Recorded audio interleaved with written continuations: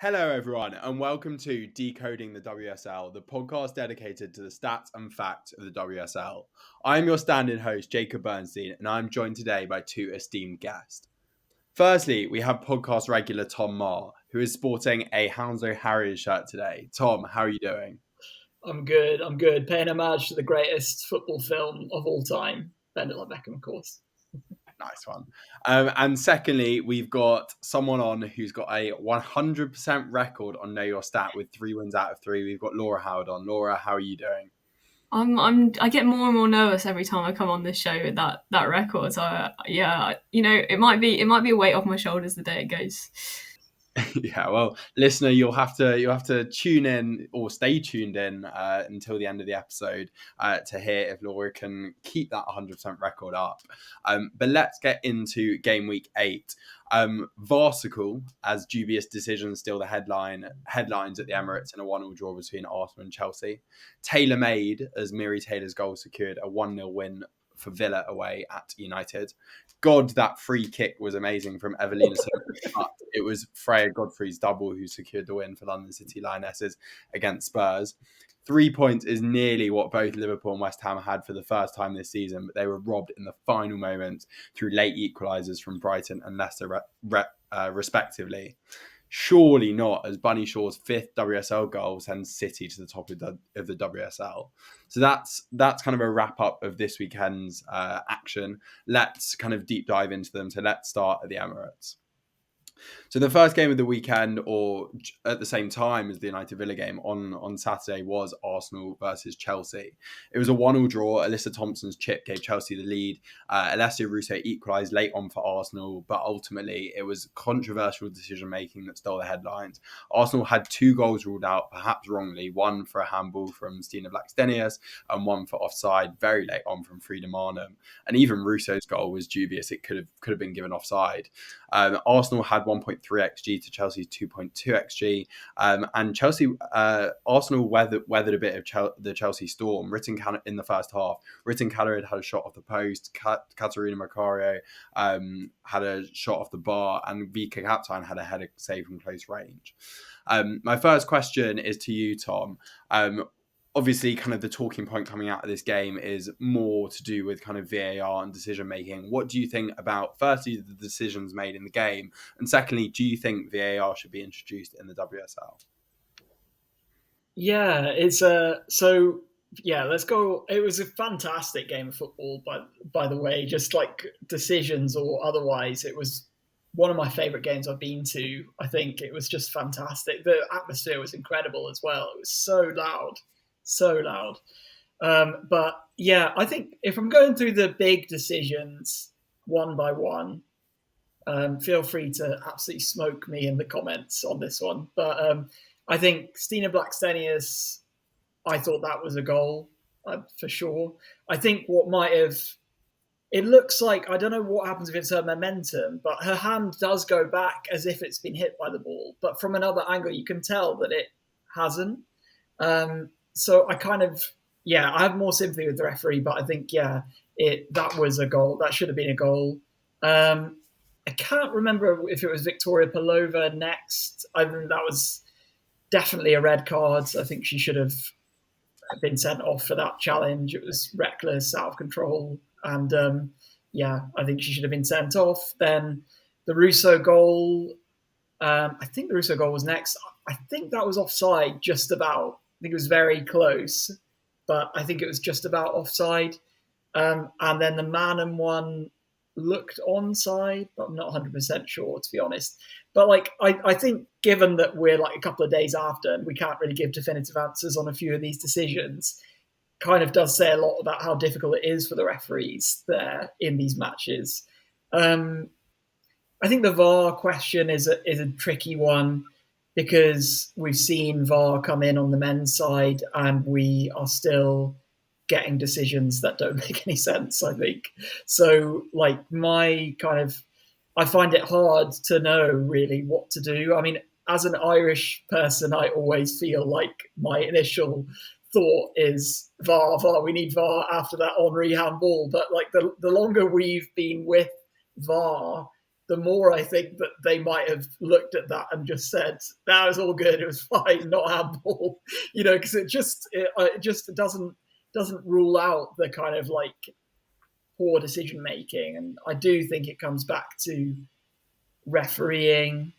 But I have some sympathy with the referees in this game. It's obviously very frustrating for both managers, but it's very, very hard for them to make these decisions in the cauldron that they were in, and like they wouldn't be used to that kind of an atmosphere. And the game, like even me, like reporting on the game, I was feeling it. Like my brain was like mush by the end of the game. Like that, and nobody was like putting any pressure on me from the stands, but it was just like there's so much going on, and you could imagine how difficult that must be. And like I said, like in the men's game, they have a lot more funding, and I mean the referees still are incredibly are criticised weekly. I'm not sure about VAR. I'll be honest with you, Jacob. That's a long way of me saying that, but I think certainly it'd be good to see goal line technology at least come in as soon as possible, I'd say. Yeah, I think you're right. With VAR, it's a tough one because obviously in football, there's still subjectivity involved in a lot of decision making, especially when it comes to kind of fouls or red cards.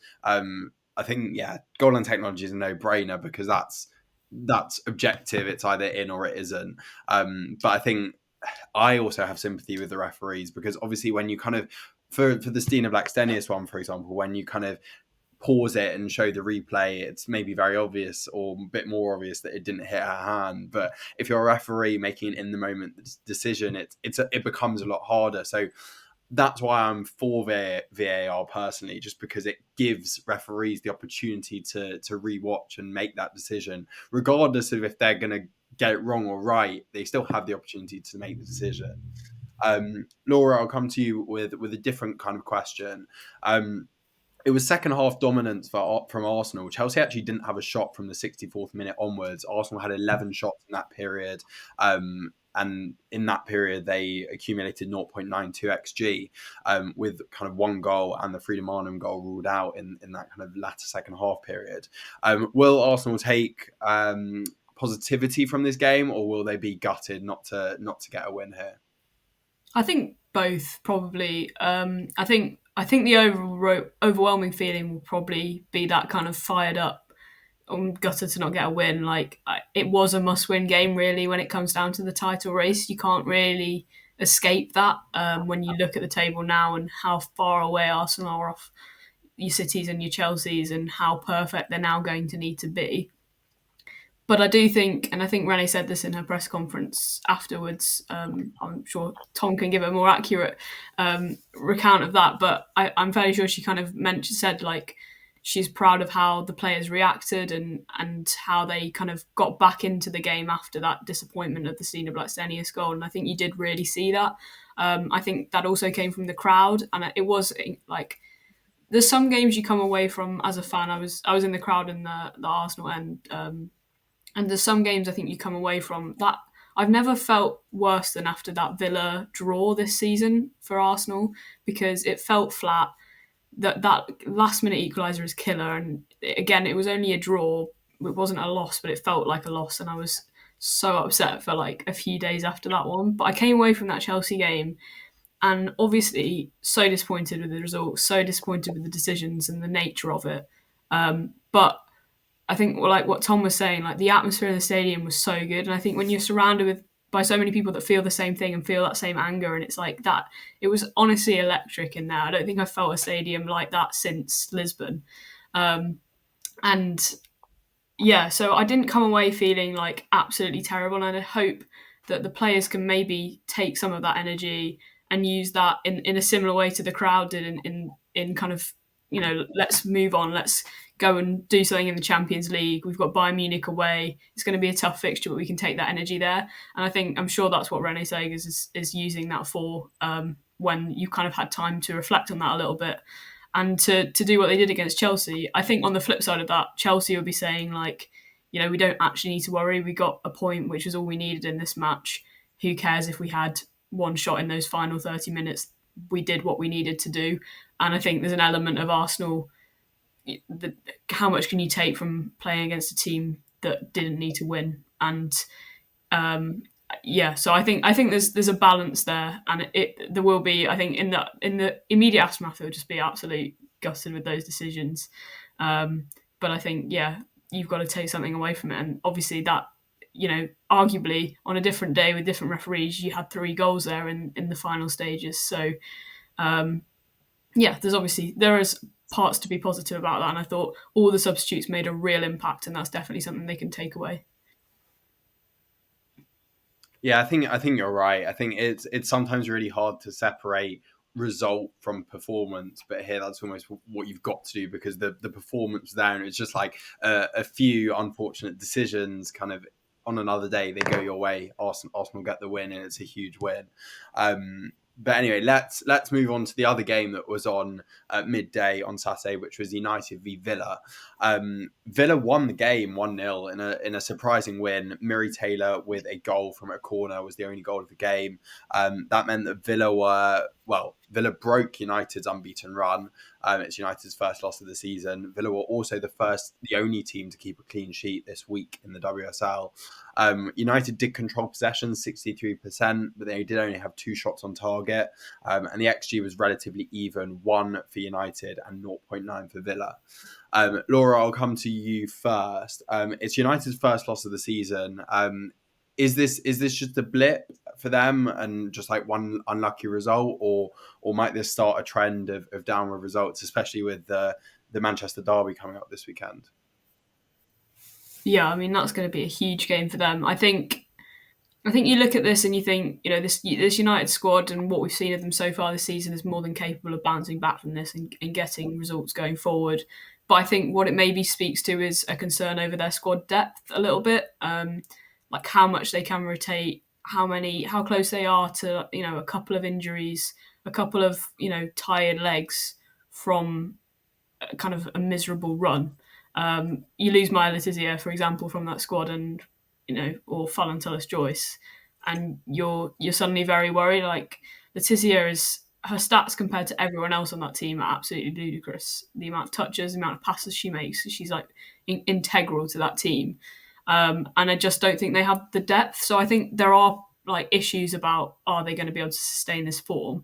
I don't think one result is, and I think this is a very good Villa team, clearly taking points off Arsenal. They've run a lot of other teams close, and their issue has been scoring, and they've clearly found a way to do that in this game. I think that's probably still an issue for Villa. But I do think, United can't look at this one result in isolation and go, oh, this could be the start of a downward trend. But I do have concerns, which I had before this match, about their ability to kind of sustain that form throughout the season, especially with Champions League games. And I think the Manchester derby will be really, really interesting and kind of key to their, in a similar way this Chelsea-Arsenal game was quite important to Arsenal's hopes. I think that Manchester derby is very similar for Manchester United now. Yeah, I think you're right. I think we've spoken quite a lot on the pod about United's lack of squad depth, which is perhaps a concern going forward. Tom, moving on to Villa, it's obviously a big win for Villa. They're on 10 points this season. They've only had 1 loss. They've obviously had a lot of draws this season, and their only loss has been against Chelsea, and they've got that game in hand still against Liverpool. So I think a lot of positivity to take from Villa. Tom, what did you make of Villa in this game, and have they gone under the radar this season, perhaps? Yeah, for sure. I thought they were fantastic in this game, and it's just a real something we've really seen a lot of from this Villa team under Natalia Arroyo, that they adapt so well to circumstances and to games, because I thought United had a good start to this game, and then very similarly to the Arsenal game, they just kind of killed the game a little bit for United, like just made it. I just felt like United didn't have the chances that they were used to creating this season. They've seemed to create against everyone so far this season. And, I was just thinking about Sabrina D'Angelo and Arsenal fans will remember that nightmare debut that she had for Arsenal at Lee Sports Village against Man United. And she just looks so incredibly far away from that. Like, she seems so confident in goal. And it's just indicative of what a manager can do for a player. And, they have this family atmosphere, like family vibes is always the word that I hear about what the atmosphere is like at Aston Villa, and you can see that in the way that they play for each other. I've lost the amount of words lost the perfect words to describe Anna Patten this season. Like, what a vital block she made to stop Ella Toone, which Ella Toone really should have been scoring, but it's a fantastic block that she makes on the line. And that's all throughout the team, really. You've got Serena D'Angelo, Anna Patten, and then Georgia Mullet starts as well. And, she's starting ahead of, you've got a really young player starting ahead of players like Rachel Daly and Ebony Salmon, and just really earning that place as well. And Kirsty Hansen has just been brilliant too, just non-stop running, and her and Georgia Mullet seem to have a really good understanding as well. There was a really good run Hansen made from inside her own half, then pulled it back early doors for Georgia Mullet, but Mullet just couldn't really fire it anywhere either side of Valentin's Joyce. It's probably a goal, but those kind of chances that they were creating, United found it really hard to create any chance of that kind of level in this game. And very similarly to the Arsenal draw as well, again, it's a Lynn Wilms corner, a dangerous ball into the box that causes kind of issues. Miri Taylor's on the edge of the box, and the technique she uses to put that into the bottom corner is so hard to teach that and so hard to execute that. And she doesn't even put that much power on it. It almost like loops into the bottom corner. It was a beautiful finish. It really was. And yeah, I mean, they honestly, I think with the way this game went, it was more likely that Villa were going to win 2-0 than United were going to claw it back to 1-1, because, you had another chance with Missy Bo-Kearns, perhaps should have scored as well, but great defending from Miyazawa. So, I think Villa should be so happy with this result. And, it's a big blow to United, this because they, it'll be really interesting to see how they bounce back from this, because, and Villa just seem to be on the up. Yeah, I think you're right. I think it's a big win for Villa, and I agree with the point you made around kind of Georgia Mullet coming in up front, having such a positive influence on that Villa team, and also Kirsty Hansen, and having that depth on the bench with, well, Ebony Salmon's now been dropped to the bench, and Rachel Daly as well. I'm in agreement. Let's move on to the games that took place on Sunday. There were 3 games that took place on Sunday at 12 p.m.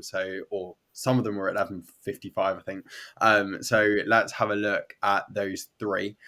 Firstly was Spurs v London City Lionesses, which was a 4-2 cracker. Spurs came back twice from behind, one of those goals being an incredible Evelina Simonon free kick, but ultimately Freya Godfrey was the star of the show, as she got 2 goals and an assist in a cracking 4-2 win for London City Lionesses. The XG was pretty even, 1.5 XG for Spurs to 1.6 to London City Lionesses. But Spurs only had 2 shots on target, and those were both their goals. One was a penalty, one was a free kick. So they had no shots on target from open play. So I think probably on balance, London City won the game fairly through clinicality and also the quality of Freya Godfrey and for some of their other players. Laura, I'll come to you first. Is this a statement win for London City Lionesses? And do you think this will kind of kickstart their season almost? They've had some difficult results against the top teams, but in their next 4 games, they play Villa, Brighton, Leicester and Liverpool. So there's a big chance to kind of get some momentum there. And just how big is this win for London City Lionesses?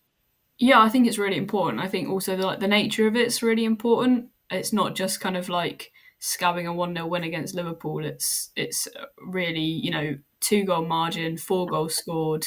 And I think, like you say, I think they'll go away and be like, we conceded 2, a great free kick and a penalty, and you can't really be too harsh on yourselves for that. You can look at how you gave those incidents away, but at the end of the day, it's not kind of defending open play that they're going to be worried about there. So I think, it's super important. I also think you kind of look at London City Lionesses now, and it feels like they're starting to develop a shape with the players that they've recruited, and kind of getting a bit more consistency, or finding that formula that they'll maybe continue with. Because I think you looked at the start of the season, they obviously had a few injuries and still kind of got a few players coming back, but it felt very much like at the start of the season they were trying to fit in those signings, and they were kind of, okay, we've signed Katie Zellerman and Alana Kennedy, let's put them in the starting lineup.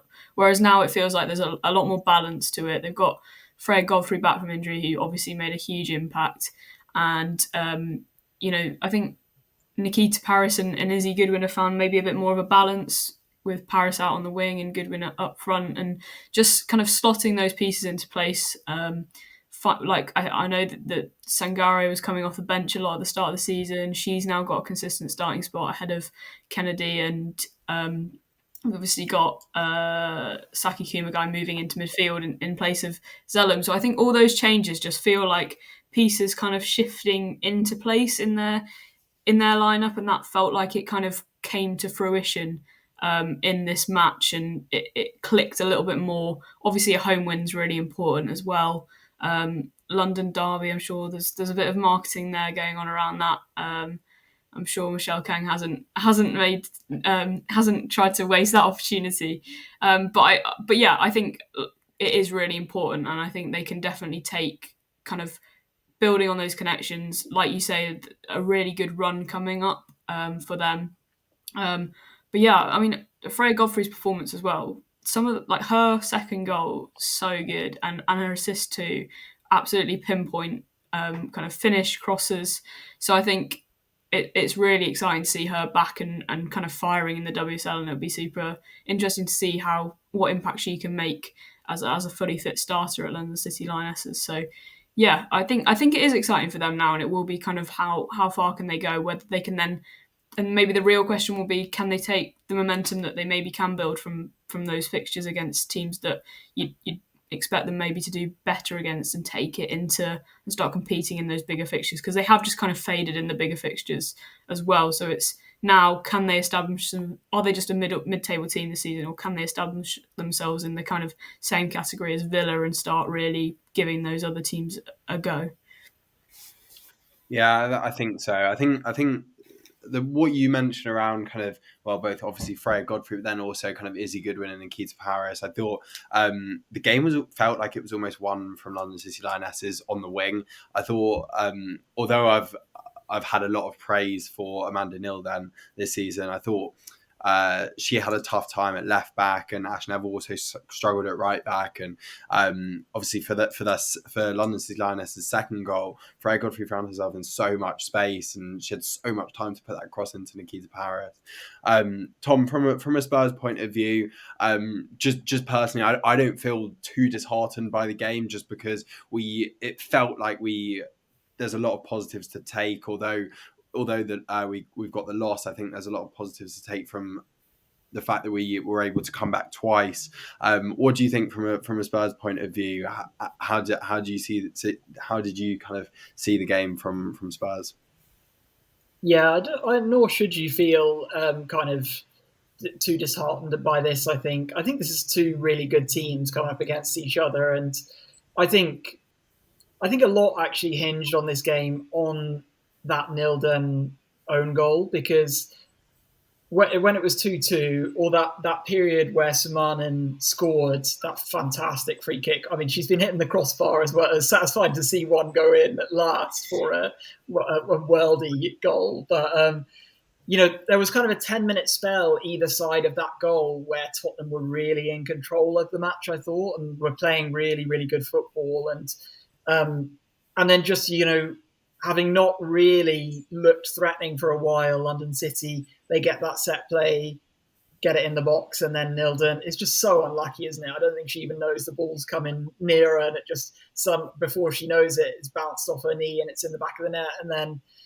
And then things kind of change as far as how you're setting up as Tottenham, because you obviously have to get a goal, and then, the goal they do concede after that is probably a contender for goal this season. Even if they could have defended it a little bit better, it's still one of the better goals you'll see. So I think this to me, I completely agree, Jacob. This to me seemed more like an off day for Tottenham, and on another day they might have got away with it, might have got a point, might have even won, but it just wasn't their day on Sunday, I think. Yeah, I think you're right. Let's move on to the other two games that were on at Sunday at midday. They were almost mirror games of each other. Let's start with Liverpool-Brighton. Liverpool had 0.7 XG to Brighton's 1.5. The game ended 1-1. Beta Olsen gave Liverpool the lead with her second goal in 2 games. The woodwork was hit 3 times in the game from Camacho, Kurt and Nagano before Rosa Kafaji scored an equaliser late on for Brighton. It is Liverpool's first point of the season. Laura, I'll come to you. 2 goals from 2 now for Beta Olsen. How key could she be for Liverpool this season, with especially with a lot of their attacking players out? Yeah, I mean, they've been crying out for someone to kind of score and take up that mantle. With Roman Howard ACL and I guess Olivia Smith gone, it's like, where are their goals coming from? So yeah, very, very promising for them that there is someone that can actually, score. They've got Mia Enderby, Leanne Kirkian, and kind of always in and out with injury. Mia Enderby's still kind of very young and developing. So yeah, I think that obviously is super promising. I do still worry about Liverpool, and kind of I thought they were quite lucky. Maybe I think Brighton were also quite lucky in senses that they didn't concede on more occasions. I think both teams were fairly wasteful with chances, and I think that maybe speaks to the fact that Liverpool do still have issues going forward, in the sense that they should have finished more of those chances. But yeah, you need a striker in form, and especially for a team like Liverpool, where it's just like at the moment, I think it's just an issue of like, let's just pick up some points. Anywhere we can get some points, let's pick them up, and I think if you can have a striker that's in form, that's going to outperform their XG for a bit, that's going to really, really help any endeavours to do that. But yeah, I think at the moment it does feel like, where is that creativity coming from for Liverpool, or where is that goal scoring threat coming from? And it has felt like that this season. So I think you especially saw that in that game they drew with Leicester City, where you thought, you go ahead against they didn't go ahead, did they? It was 1-0 loss, sorry, and you go down to 10 men, the opposition, and you still can't score. Obviously they sit back, but if they can get a goal and you can't, I think that was a real concern. So the fact that they have started to score, the fact that Olsen is, putting some chances away, is obviously going to be a good sign. But it's like, can they? I think now the question is, can they vary where those goals are coming from? Because you can't rely on that, consistently going forward. And I guess there are still concerns. And I think on another day, Brian maybe would have scored 3 or 4, and you need to be at least countering that with putting your own chances away, and you can't rely on just Olsen sticking one away and getting a draw. Yeah, exactly. And I think Liverpool have now got Chelsea and Arsenal in the next 2, so I think they'll be concerned that they didn't kind of get that win. But I mean, there definitely were kind of signs of improvement, especially in their 2 games prior to this Brighton game. They had that loss to City, which I thought they competed in well, and then they also lost to Spurs, having gone ahead. But the other team who did get their first point of the season was West Ham on Sunday. As I said, the West Ham Leicester game almost mirrored the Liverpool Brighton game in the fact that, firstly, it was 1-0. Secondly, there was a late equaliser from Leicester. And thirdly, the XG was very similar. 0.8 for West Ham, 1.5 for Leicester, 14 shots on target for West Ham to Leicester's 11. Both teams had 2 shots on target. Shakira Martinez gave West Ham the lead. It's great to kind of see her getting her first WSL goal of the season. Obviously impressed so much in the second half of last season, scoring 10 WSL goals. And Shannon O'Brien was there with the late equaliser, 0.91 XG to get the equaliser for Leicester. Tom, it's West Ham's first point of the season. Similar question almost to Liverpool. Will they be happy, or will they be gutted that they couldn't hold on for the 3 points? I think they'll be gutted they couldn't hold on for 3 points. I think maybe more gutted in the fact that it was it a little bit later on. I feel like it was 97. It was 97th minute, 98. I mean, they were both post 90, but I think they did enough to win this game as well. I thought Anouk Denton was fantastic. Her and Vivienne Assaye on that wing combined really well, and just their movement really supported each other in attack.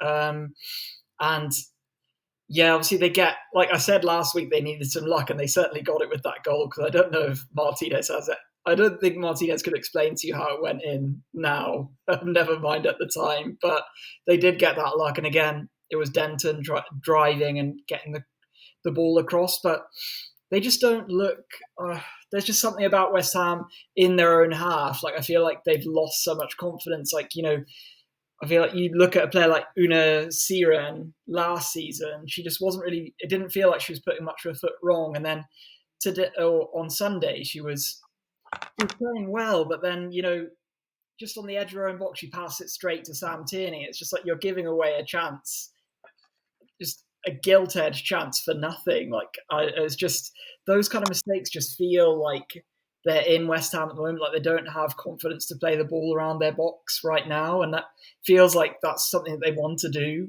in terms of their build-up, and it's just, yeah, it's not. I think they're struggling with that side of things, and you know, I just think that they'll be disappointed with the goal as well, because I think if you look at the move, I think there's a few mistakes. It's poorly defended, because, you know, Shannon O'Brien goes in at the back post. You know, Endo is meant to be marking her, but Vivienne Assaye doesn't track Sam Tierney when the ball gets played in. So Vivienne Assaye just kind of waits on the edge of the box, and then Shannon O'Brien goes in. You can see Endo can see Shannon O'Brien, but she's also got her own marker of Sam Tierney to keep an eye on. She's kind of caught in between both, like not knowing what to do. And then it just, obviously when it comes across, it's just, she's not going to miss, like you said, Jacob, 0.91. And I think they'll be so frustrated to have conceded that goal so late on. And I think it's really a big thing for Shannon O'Brien to score that goal as well, because, you know, Noemi Mouchon got her first start of the season in this game, and obviously Shannon O'Brien comes on in her place and gets the vital goal that wins her team a point. And yeah, I think there's certainly a lot to build on, but these are the type of games, especially with the start West Ham have made, that they need to win. And yeah, I think especially when you're so late on and winning, you just can't concede like that. And Everton next week, I think it's a must win for them.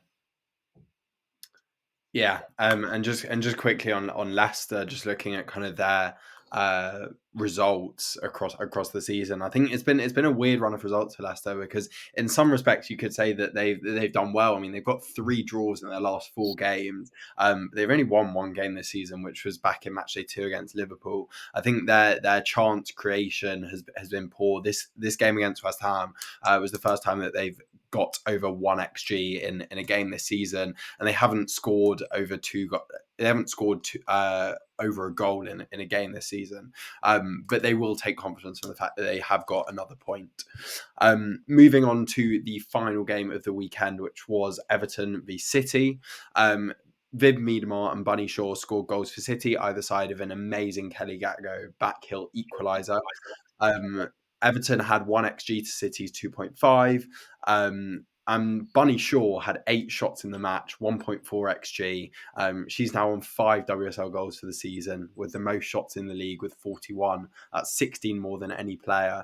And yeah, City's 7th win in a row in the WSL since their opening day defeat to Chelsea, which sends them top of the WSL at the end of match day 8.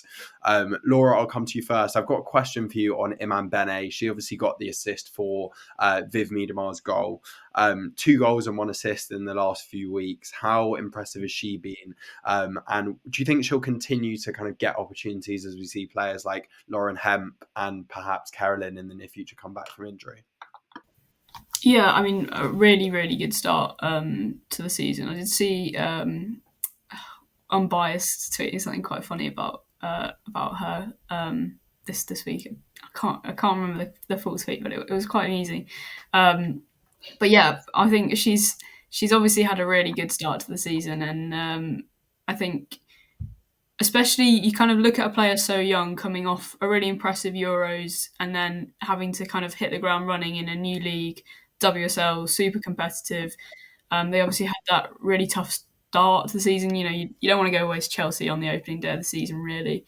And I thought she looked really bright when she came on in that match, and just kind of always just cracked on from there. And I think she will continue to get opportunities. I think City squad tends to be quite injury prone anyway, but also the fact that she has impressed, even if it's those appearances off the bench. I think she offers a really good option for rotation. And I think, if City are going to sustain this, like they're obviously top of the table now, if they're going to sustain that, then rotation is going to be key to that. And I think the fact that she's been able to establish herself and maybe had this time to settle has actually been really, really good for her. Obviously, not what you want to have Carolyn and Hem Power at the same time, but they've seemed to weather that storm pretty well. And I think if you're a City fan now, you'd be thinking, I'm in a really strong position because Benny's seems to be fully bedded in, making a real impact in that squad. And we can now add Hemp and Carolyn eventually to that kind of the options that we have. And I think particularly because you've seen Benny come in the 10 as well, so that she can feed into that rotation with Miedemar and Shaw. And obviously Miedemar tends to not play the full 90. I don't know. Yeah, she came off in the 81st minute in the match, which is obviously a substantial portion of it, but these are players that tend to need rotation, and obviously they don't have Champions League, but more and more there'll be cup competitions. And while I'm sure Benny won't be happy with kind of starts in the Subway League Cup and that's it, I think as you get further and further into the season, that's going to be the nature of a need for rotation. So I think the fact that she's had this chance to establish herself is really strong for her. And yeah, I have to say I didn't see a whole lot of the match on this weekend, but I think from what I have seen so far, and certainly the impact she made when she came on against Arsenal was kind of electric. Like she really did change the match and get that late winner. So we've seen her have that impact in games, and I think she will continue to have that whether she's starting or off the bench, because she's done so far in both those positions. Yeah, I agree, Laura. I really enjoyed watching Iman Bene in the Euros, and it's been great watching her for City in the last couple of weeks. Tom, I'll come to you. A question on Kelly Gago. We saw her score 2 last week in that 3-3 thriller that Everton had with Villa, and she scored today. So that's kind of 3 WSL goals in 2 games. It's great to kind of see her scoring, as well as we've obviously seen Vignola score 4 WSL goals for Everton this season.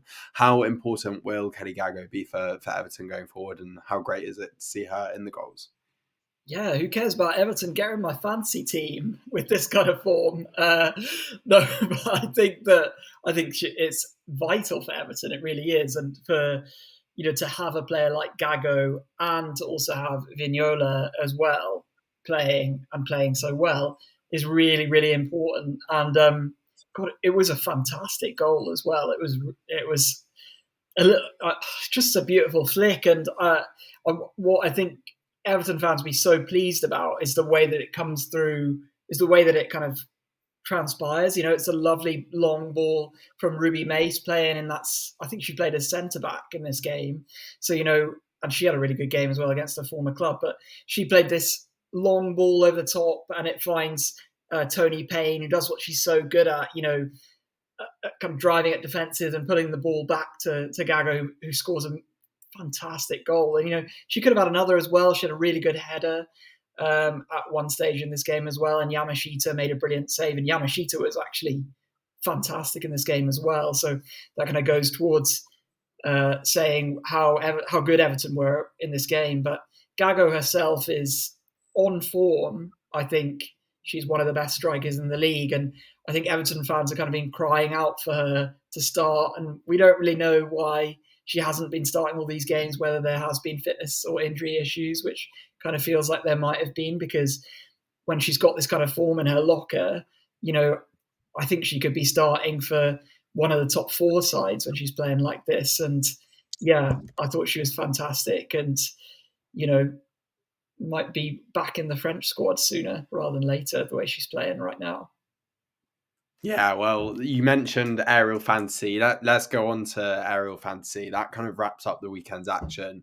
In terms of aerial fantasy, it was quite a low scoring week. It was 37 average points. That's probably not surprising given the fact that A, there was only one clean sheet, which was Villa, and B, Arsenal, Chelsea, and United all dropped points.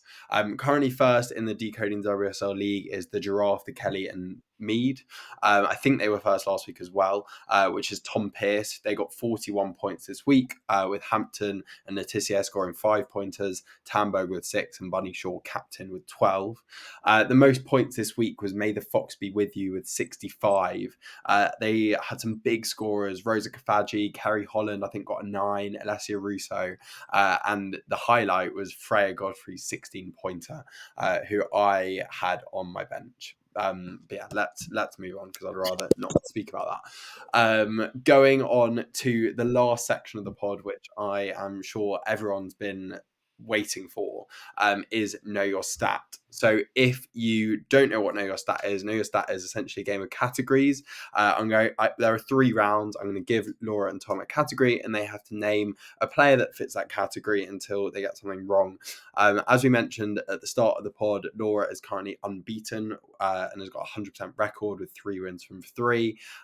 Tom has slipped to second. I've gone up to first, and I think if Tom ends up winning this, he overtakes me, so I've got a vested interest to want Laura to win, but that doesn't mean I've rigged the game. Well, and who wrote the questions, Jacob? No, I'm a very impartial quiz maker. Laura, because you've got that 100% record, you can choose the category first and go first. Your choice is between unbeaten runs, FM26, or nations. God. Let's go nations to start us off. Okay. So the second and third most represented nation by player in the WSL are Japan and Netherlands. There are 33 players from both the Japan and Netherlands to have played in the WSL this season. Can you name them? So it's naming players from either Japan or Netherlands that have played in the WSL. And Laura, you start.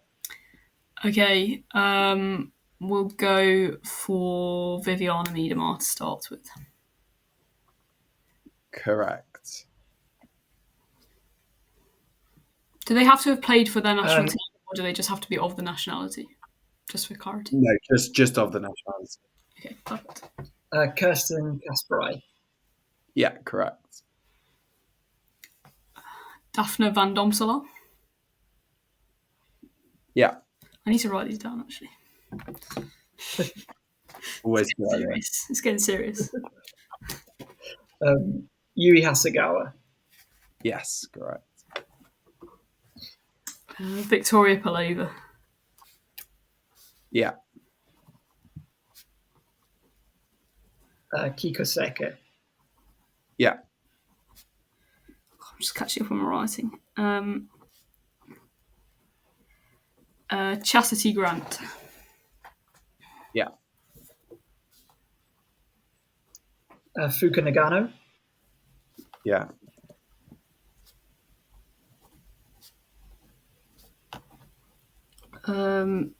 Marissa Oleslegers.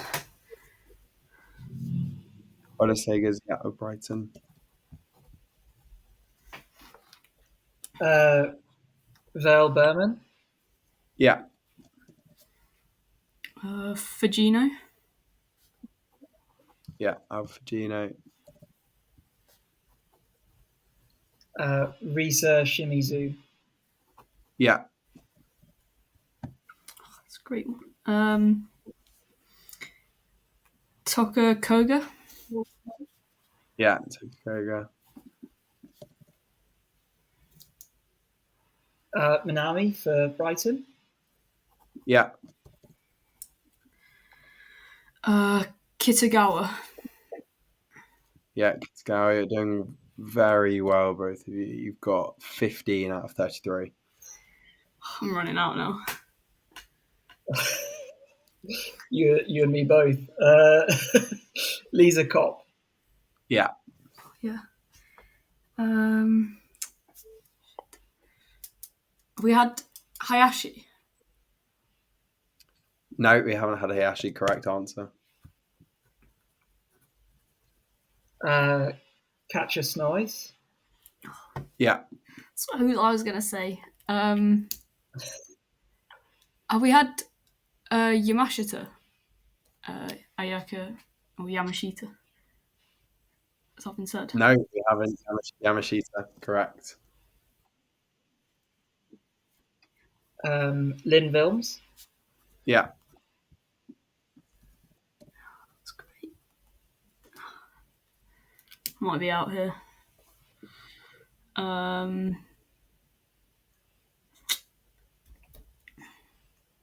been going down the Japan route, and now I've not stocked up my Dutch players.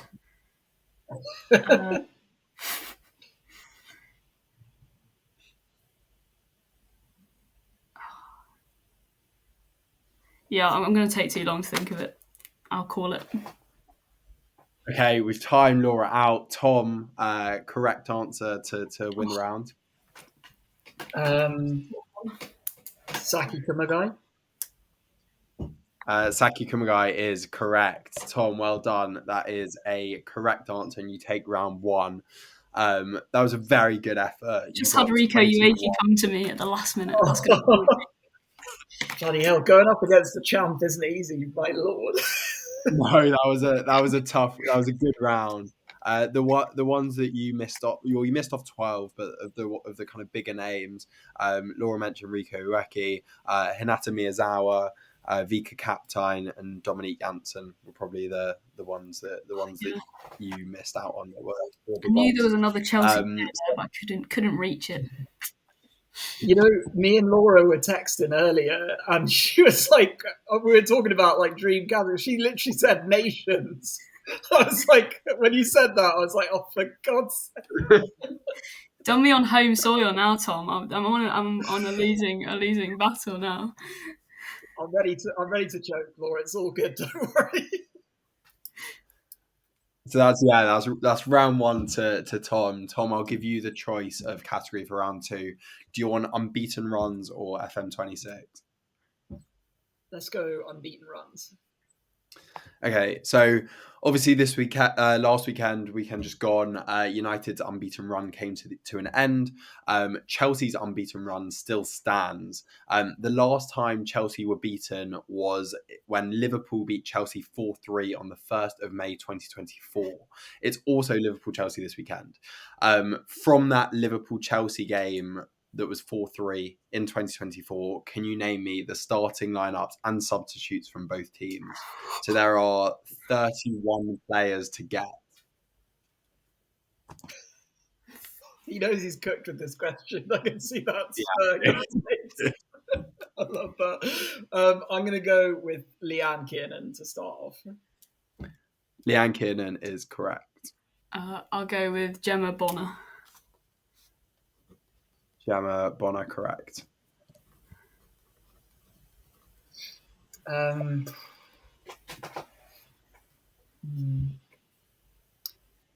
Aggie Beaver Jones. Yeah, correct. I think all the ones that I'm like absolutely definite about have gone, because I know that Bonner scored, and I know the post match with Aggie Beaver Jones with Emma Hayes is all I can think about. Why I said Aggie Beaver Jones. That's the exact reason I said Aggie Beaver Jones. Yeah, I was like, I'll go for Beaver Jones next to that interview, but okay, I'll go for. Is it substitutes as well? Sorry, did you say? Yeah, substitutes as well. And by the way, Leanne Kiernan was a substitute. Okay, I'll go Sam Kerr.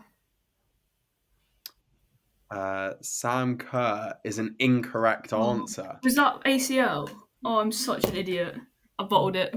Yeah, it must have been ACL. It was 20 months. I got so hard. That's absolutely terrible. Was Millie Bright a correct answer? Because I was convinced that she wasn't going to be, but that was going to be our next one. Yeah, Millie Bright was a correct answer. I won't go through all of them. That's obviously round 2 and the game to Tom, which means Laura, your unbeaten run has come to an end. You know, I fully accept but some of the that answer. That's absolutely fine. I can accept that. I had Sam Kerr written down here, Laura, so you've saved me. Yeah, I'll go through the Chelsea, which was Hannah Hampton, Millie Bright, Jess Carter, Ashley Lawrence, Neve Charles, Erin Cuthbert, Shirkan Ushkan, Frank Kirby, Joanna Ritten-Cannerud, Katarina Macario, and then Aggie Jones. And then from Liverpool, I'll just give a couple, like Taylor Hines, Sophie Roman Haag, Marie Herbiger, Mia Enderby. But yeah, that's round 2 in the game to Tom, but we will play round 3 for completion. Laura, it's your turn to go first. The category is FM26. I've got in front of me a list of the 25 highest rated players in the WSL in FM26. Can you name them?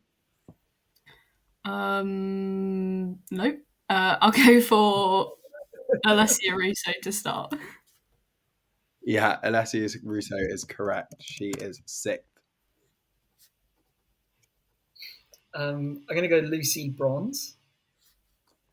Lucy Bronze is an early incorrect answer, which means Laura Howard takes around. I actually wrote down the next list of players. Lucy Bronze is 26th. Who was the researcher for that? Brutal. How the hell is Lucy Bronze 26th? Yeah, Lucy Bronze is 26th. She's rated 171. 25th was Grace Clinton, 172.